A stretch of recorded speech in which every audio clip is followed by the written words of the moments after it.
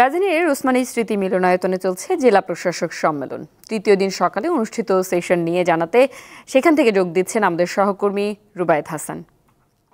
রুবায়েত, এখন পর্যন্ত কয়টি সেশন সেখানে হয়েছে এবং আর কি কি বিষয় উঠে এসেছে আমাদের বিস্তারিত জানাবেন।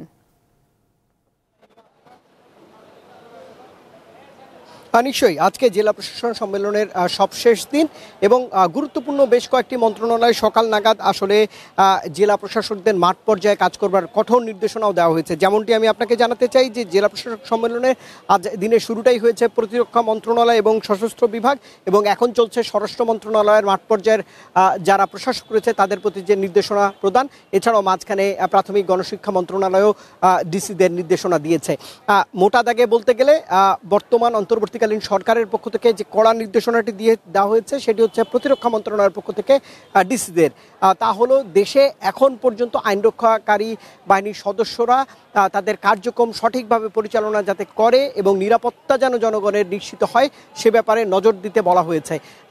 সরকারের পক্ষ থেকে জানানো হচ্ছে যে প্রায় 6,500 গত বছরের জুলাই আগস্ট গণঅভ্যুত্থানে অস্ত্র লুট করা হয়েছিল। সেই লুটকৃত অস্ত্রের এখন পর্যন্ত কিন্তু প্রায় 1400 অস্ত্র উদ্ধার করতে পারেনি আইনরক্ষাকারী বাহিনীর সদস্যরা, এবং গোলাবারুদ বা গুলির সংখ্যাটি প্রায় 2.5 লাখ।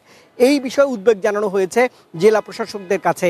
মাঠ পর্যায়ে আপনি জেনে থাকবেন যে এখন পর্যন্ত বিভিন্ন ধরনের আইনরক্ষাকারী বাহিনীর নিরাপত্তার জন্য অভিযান চলছে, যেমন ডেভিল হান্ট, এরকম অভিযান আরও জোরদার করার জন্য বলা হয়েছে ডিসিদের। একই সঙ্গে আসন্ন রমজান এবং দ্রব্যমূল্যের বাজার নিয়ন্ত্রণে কড়া নির্দেশনা রয়েছে প্রশাসনের কাছে সরকারের তরফ থেকে।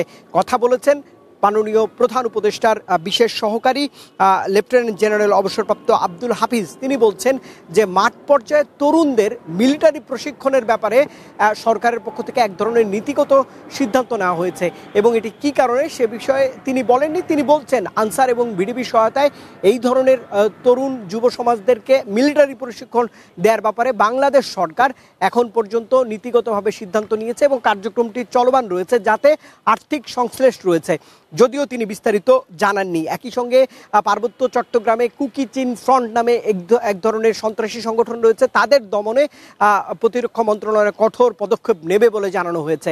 আর সবশেষ আপনাকে জানাতে চাই যে জেলা প্রশাসক সম্মেলনে এই মুহূর্তে আমি দেখতে পাচ্ছি যে সম্ভবত স্বরাষ্ট্র উপদেষ্টা তিনি ব্রিফ করছেন, কিন্তু তার আগেই প্রাথমিক গণশিক্ষা উপদেষ্টা জানিয়েছেন যে এখন পর্যন্ত যেই শিক্ষার্থীরা বই পায়নি তাদের এ মাসের মধ্যে গুরুত্বপূর্ণ পাঠ্যপুস্তকগুলো প্রদান করা হবে বলে তিনি নিশ্চিত করেছেন। একই সঙ্গে মাঠ পর্যায়ে প্রাথমিকের বিভিন্ন কাঠামোর শিক্ষকরা বিভিন্ন দাবিতে আন্দোলন করছেন, চাকরি ফেরতের দাবিতে।